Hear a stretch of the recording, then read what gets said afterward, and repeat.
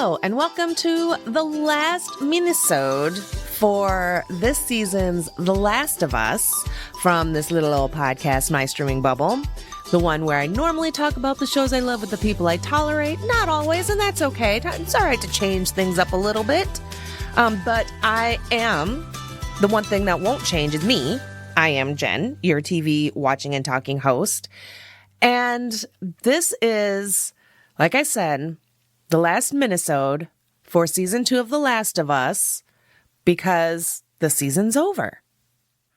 7 episodes, and that's it.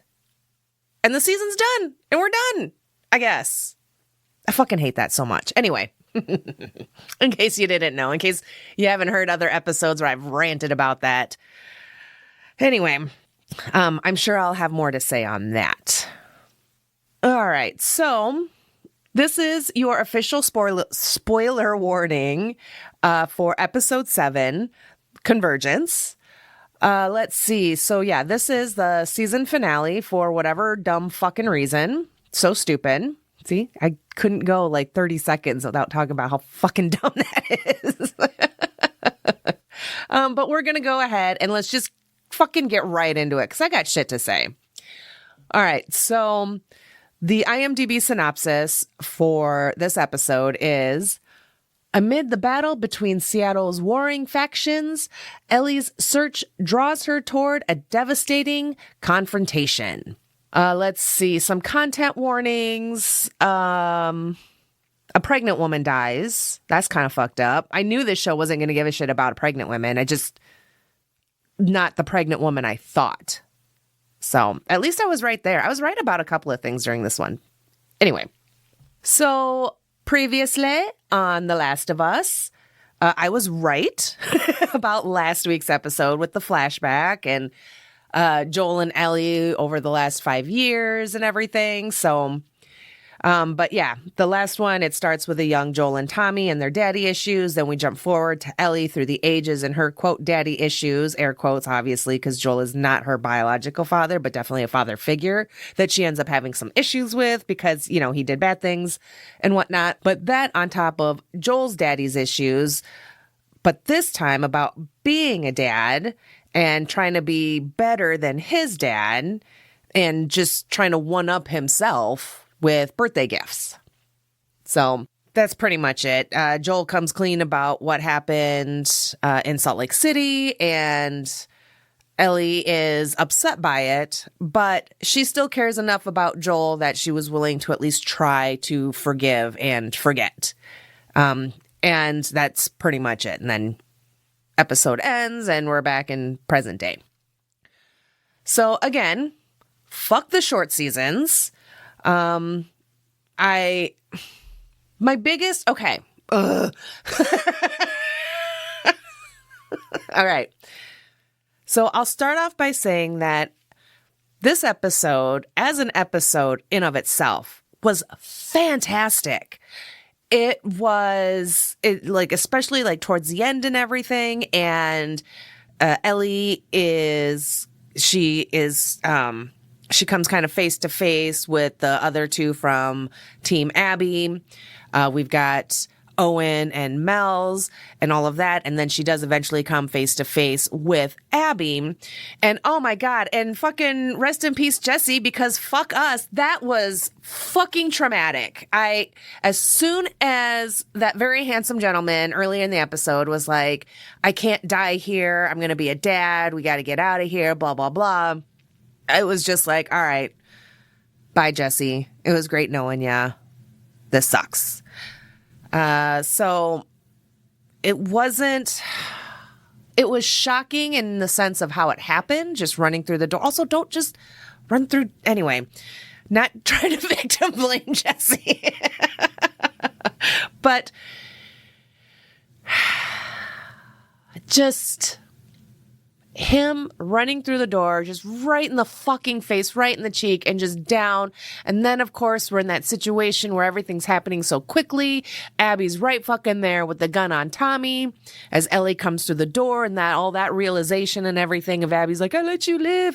We don't get a chance to mourn Jesse. He's just fucking dead on the ground, him and his fantastic hair. And that is a gigantic gigantic bummer. So upset by that.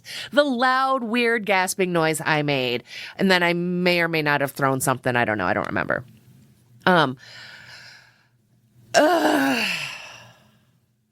But yeah, this episode, as I was saying, was a great episode in of itself.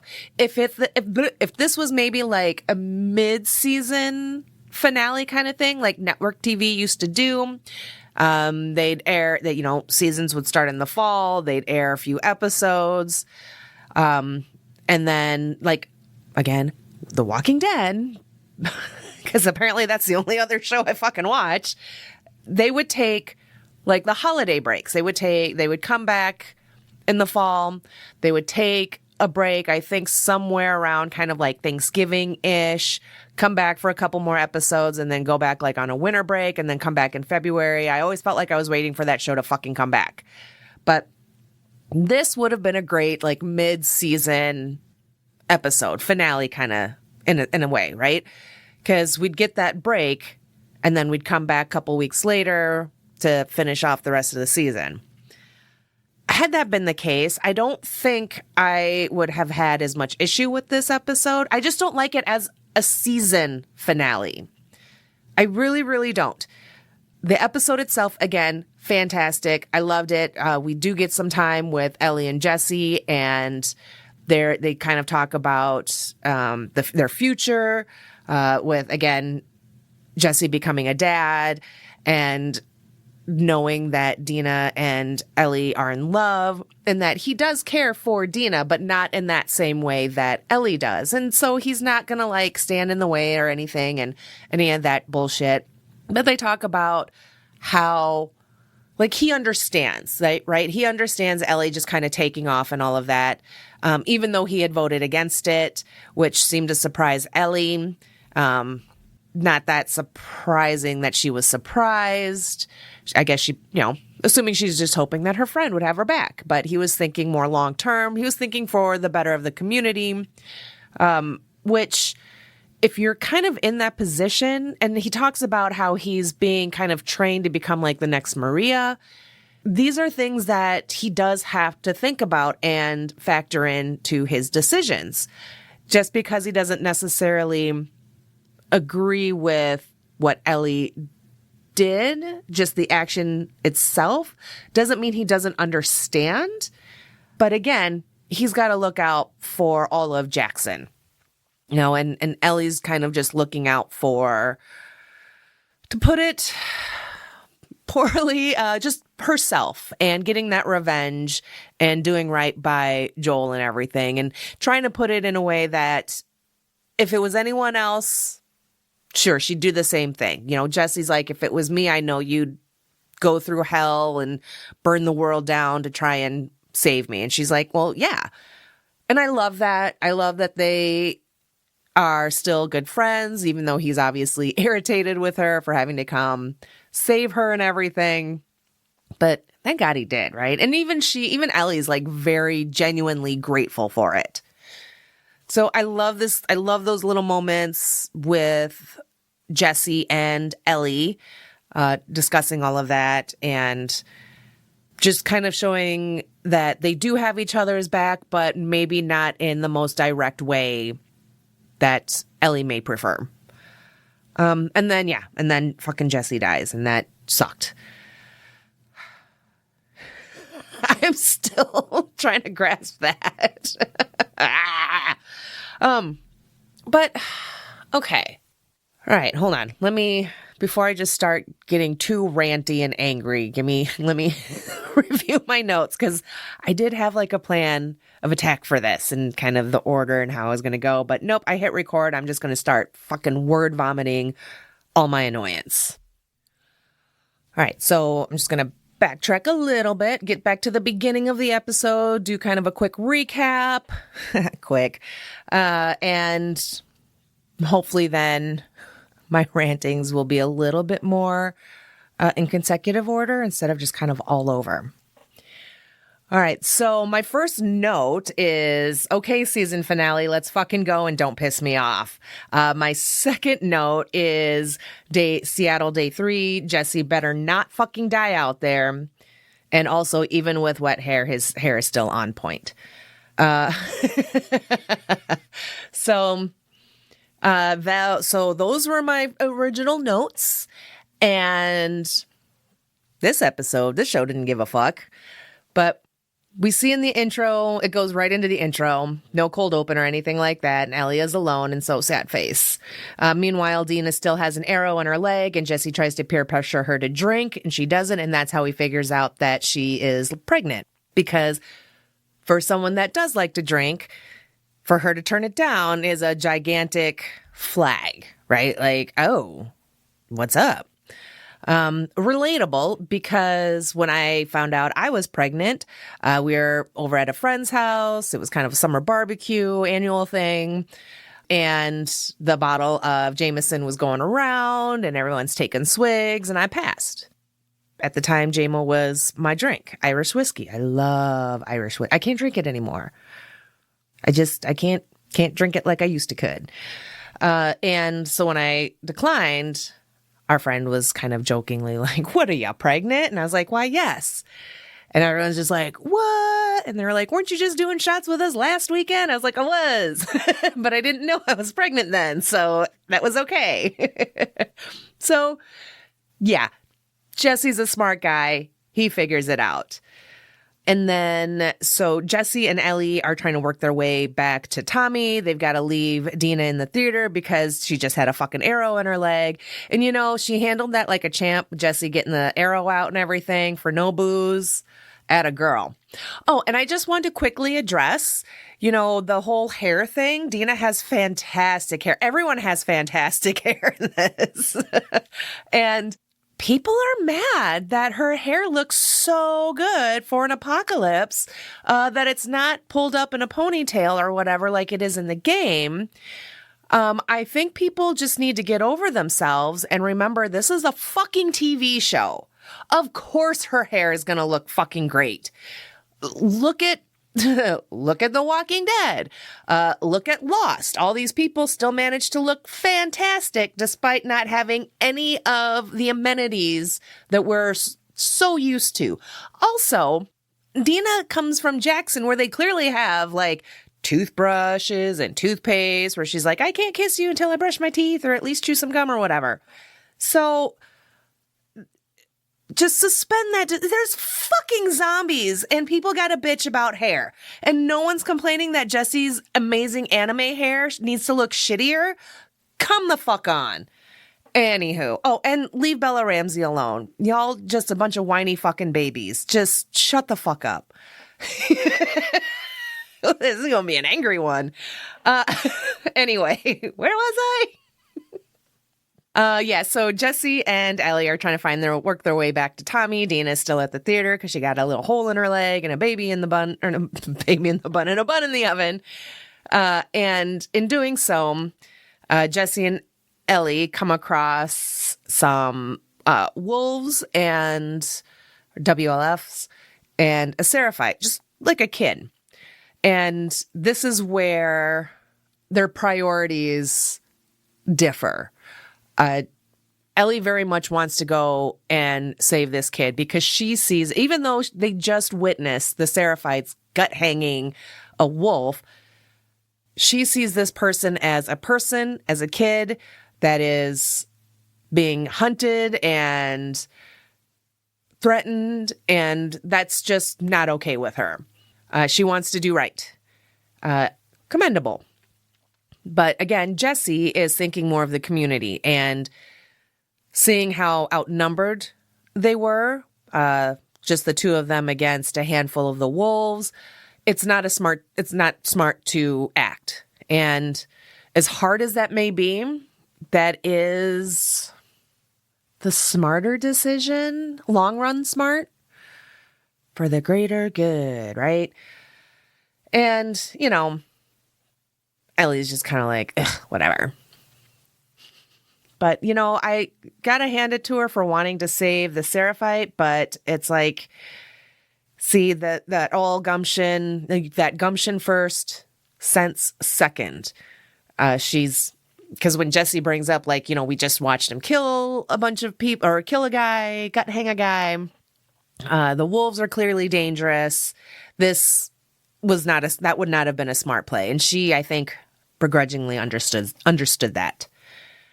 And then we kind of cut over to Elisa and Isaac, and we're wondering where the fuck Abby is. And where the fuck is Abby?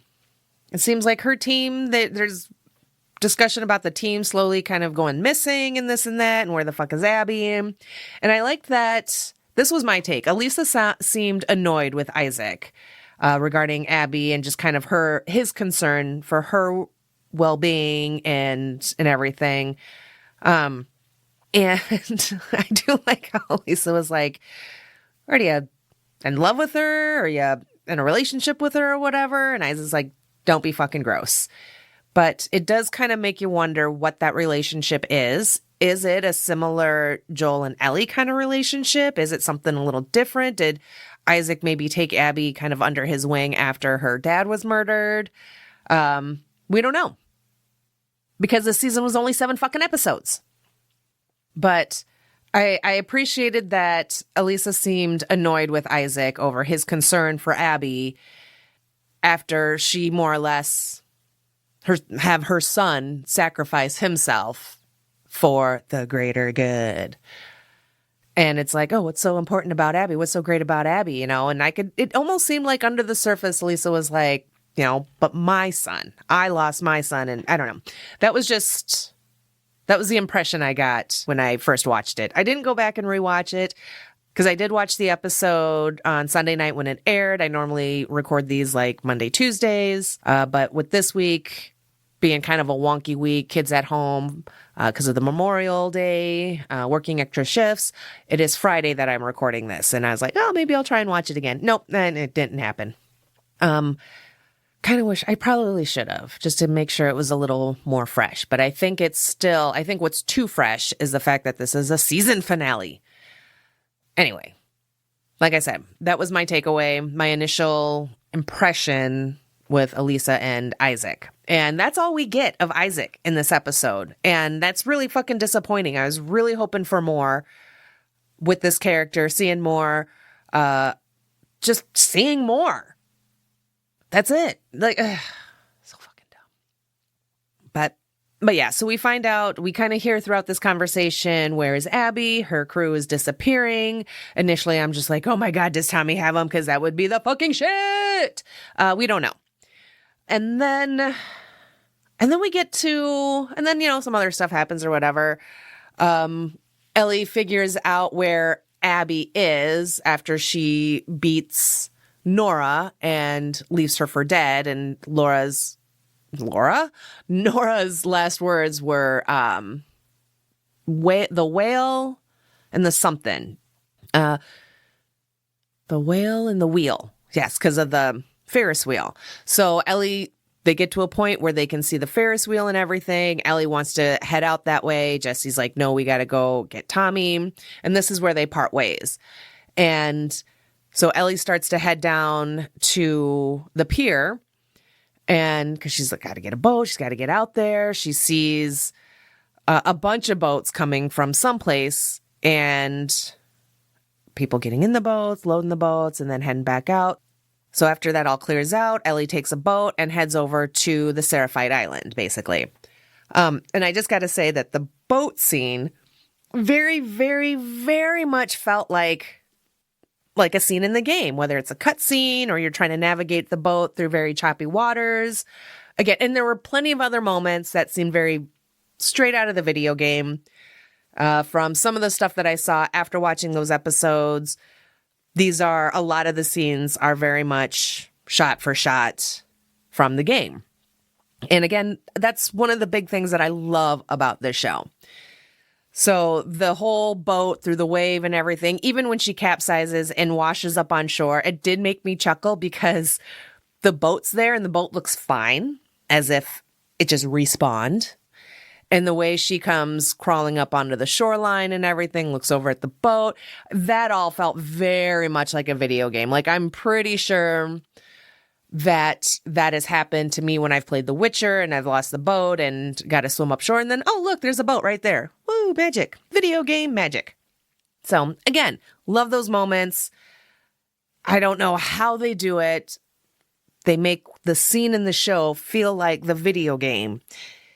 I'm baffled. Maybe it's because even though I haven't played the game, just knowing that it's based on a game and having played enough video games to be kind of familiar with that kind of gameplay and everything, if maybe that's why I keep drawing that like comparison or whatever, coming to that conclusion that this show is very much like a live action video game. It is so cool. If I didn't know if it was a video game completely living under a rock, I don't know if I'd still see those scenes the same way. But I don't live under a rock. Not a very big rock. Let's see. So Ellie crashes on Seraphite Island. She sees and she encounters some Seraphites and just kind of the brutality that is the Seraphites. Encounters, like a kid spots her and some Seraphites come and they grab her, they tie her up, and they're getting ready to hang her, probably gut her and everything as well, like how they do. And we see a woman. I don't know if this is the woman that the Seraphites worship. We're not given anything, but that was just kind of the impression that I was given, kind of the way she was introduced, almost like not quite a slow motion entrance or anything, but the way she just kind of came into view, came into focus and everything made it seem like she was kind of a big deal. And they look down to the little kid and the little kid makes the gesture of basically like, yeah, let's fucking gut her, hang her and be done with it. So they start stringing her up. You're just like, oh no, how's she going to get out of this one? Where's Jesse? Where's Tommy? Is Dina going to just magically appear somehow? Nope. Saved by a horn. So we don't get to see what's actually going on Seraphite Island. As Ellie, since this was Ellie's opportunity to get away, she does. And as she's boating back, we're seeing like explosions and just some bananas battle war stuff going on in the woods. And you're just like, what? Why are we missing the good shit? There better be some really, really good shit then. So all of that happens. Ellie gets back to shore. She continues looking for Abby. And this is where she happens upon Mel and Owen, and they're having their discussion. They're talking about whatever the fuck they were talking about. And Ellie makes herself known. And so there's a standoff. And things are pretty tense. You're just like, what the fuck? Owen then makes a move and grabs a gun that was under the table. Ellie fires, shoots Owen, kills him. And then we think maybe Mel is going to be all right. But after she turns around, we see that she got nicked in the neck and starts bleeding out. And then this is where we find out that she's fucking pregnant. Oh my God. This was rough. So, like I said, because a few episodes ago when we found out that Dina was pregnant, and I was very, very worried for her well-being, because I'm like, I don't think the show gives a shit about pregnant women. That's just a hunch. And I was completely correct, just about the wrong character, because Mel falls to the ground. She's bleeding out. And Ellie's like, oh shit, oh no, oh no. And she wants to try and help, but she just can't. She's not able to. Mel is like, I'm pregnant. You've got to cut the baby out and save the baby. And Ellie doesn't. Now, that was kind of rough to watch because, part of me really was like, come on, Ellie, you can do it. Just do it. Just, you got to make the incision, but not too deep. But like Mel said, deeper than you think. And I'm, once again, thinking about The Walking Dead and Lori. Anyway. And so as Mel is slowly like bleeding out and dying, oh my God, it was so heartbreaking. She's just saying the words, you're doing great. You're doing great. Just trying to be encouraging. And then asks, is it out? Is the baby safe? I can't hear him. And then she dies. And Ellie is just, you can tell, just pretty fucked up from all of that. That is pretty distressing.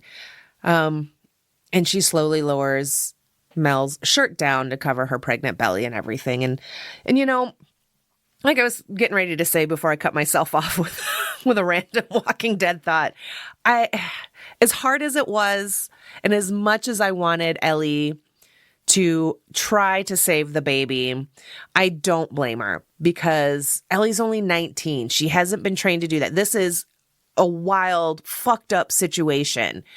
And while she was prepared to take lives, a baby's life was not one she was ready to take, especially as a person who is about to be a parent.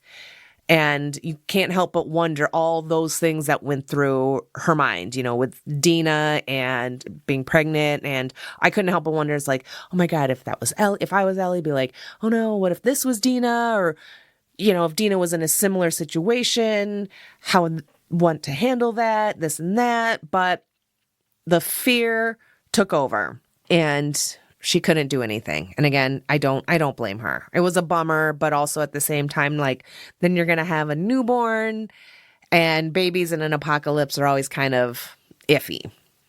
I'm not anti babies in an apocalypse, but it is kind of one of those things where it's like, all right, get pregnant, have your baby. It's just the stress levels of keeping that baby safe.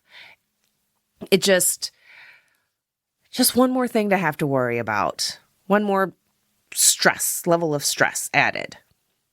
That would be very, very tough. Like if it was the apocalypse and I was pregnant, I don't know what I would do. I was not a fan of being pregnant, for the record. So taking that into consideration, I still don't know what the fuck I would do. All right. And then I couldn't help but wonder, like, after Mel does pass away, does die from her injury, bleeds out and everything, I couldn't help but wonder, like, could Ellie have made the incision then and saved the baby?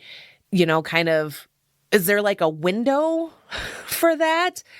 Because I could imagine also trying to cut into a person that is still alive and dealing with that pain and anguish that they're going through would also heighten stress levels and everything, and definitely not make that any easier.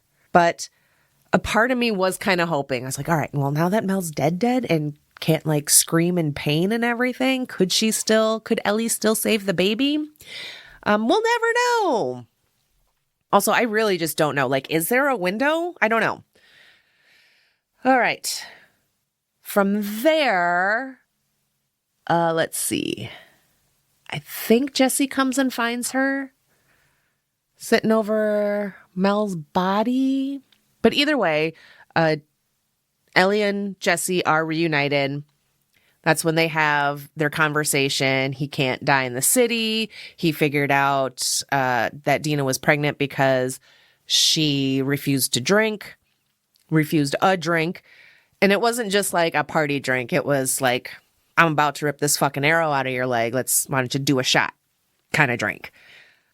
And yeah, his whole like, he can't die in the city. And you're like, oh my God, he's going to die in the city. And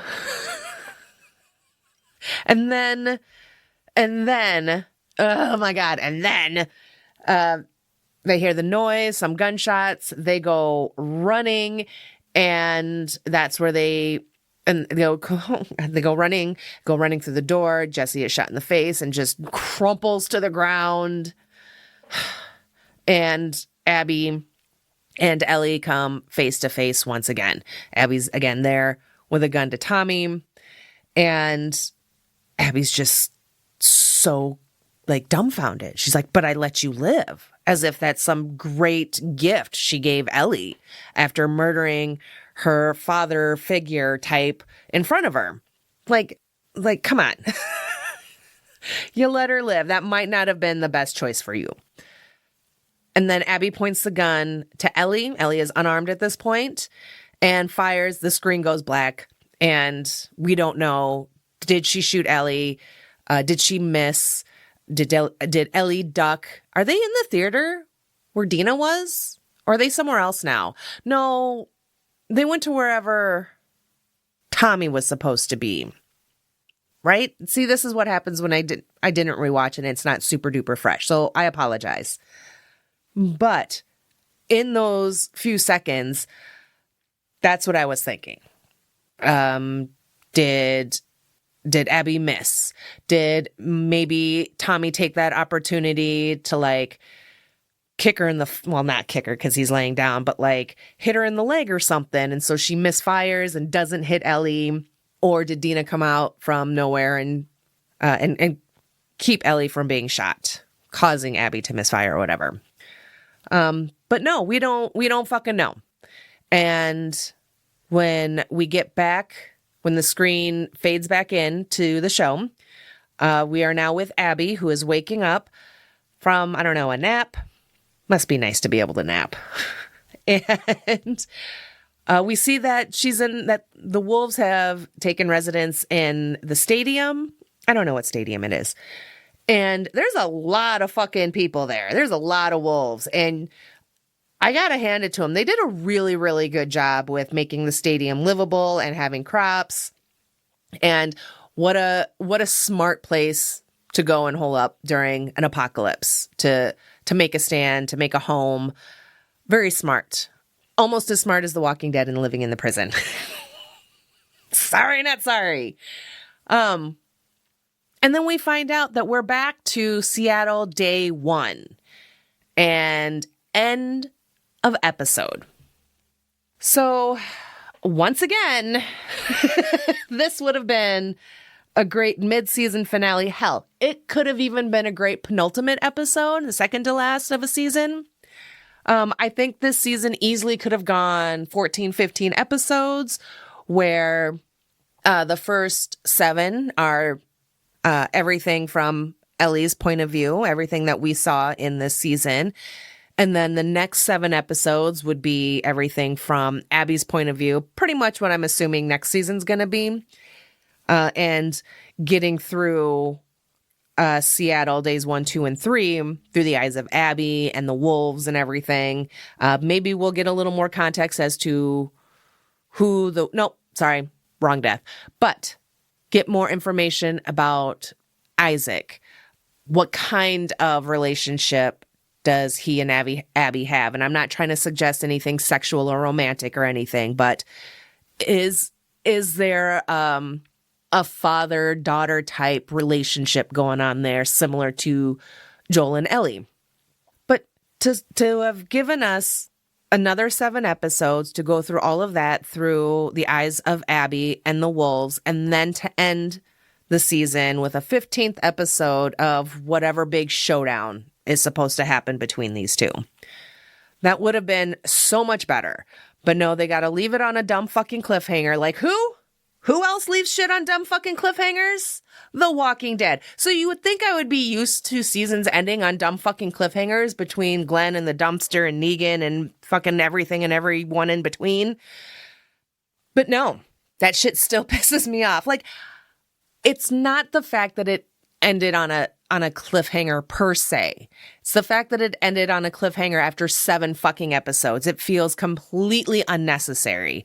I will admit also the cliffhanger with The Walking Dead after the introduction of Negan.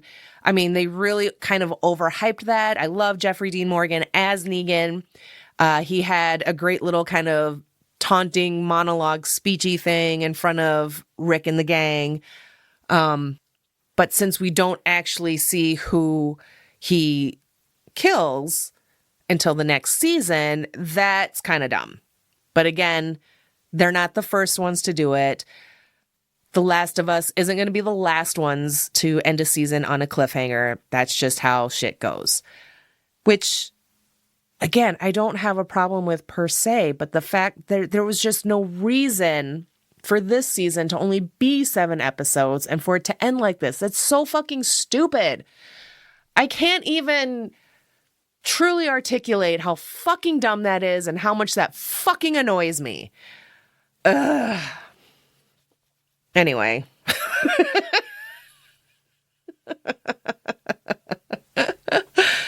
Oh, That's truly my biggest gripe. Again, I really enjoyed this episode. It was tense. It was emotional.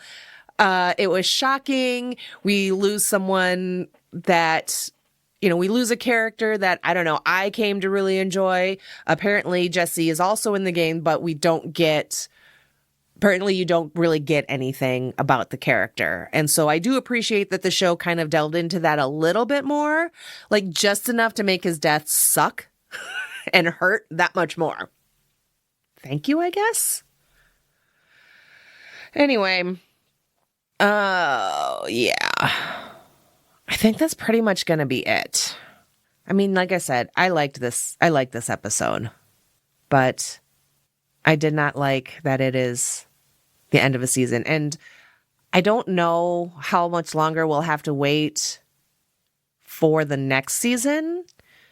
At the very least, don't make us wait over a fucking year. Like, let's bring season 3 in a reasonable amount of time. Because too much time between this season and the next season, I will forget stuff. Definitely won't forget Jesse. Justice for Jesse. But because I watch and we all watch a lot of stuff, right? Whether it's shows, movies, we all have lives, and not necessarily able to go and rewatch a series, the first 2 seasons to get caught up just before the next season to make sure everything is fresh. I wish I had that kind of time. I know plenty of people do, and that's great. But that's one of the bigger downfalls is just losing that momentum between seasons when there's such a big fucking gap. Like, no one killed the momentum of Stranger Things better than Netflix did by waiting 2 years in between each season. Now, all those really adorable kids are grown up to be really adorable young adults, and I'm happy for them. But it's like, I just saw a thing that the actress that played Erica, graduated high school. So how the fuck are they going to handle that? She's just not going to be in the next season? I don't fucking know. Sorry. That's a whole other rant for another day. But, yeah. It just, what did I say? I said, don't piss me off. And then what do? They fucking piss me off. But had this not been a season finale, I could easily give this episode an 8. But I have to drop it down to at least a 7 because it's a season finale. And that's dumb. I just did not like that.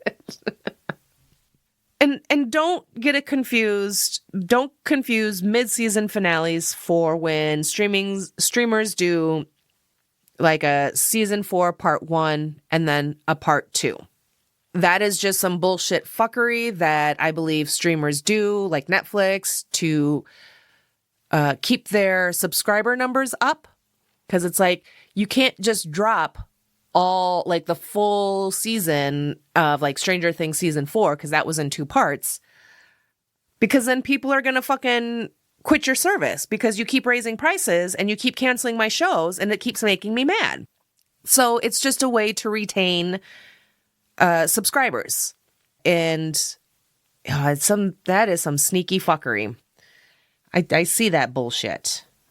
And don't get me wrong, there are definitely times where I wish I could just fucking cancel Netflix because fuck them. They make me so mad. Not as mad as Prime, but the kids still watch plenty of shit on Netflix. I have a podcast where I watch streaming shows. So be kind of hard to maintain that without one of the bigger streamers.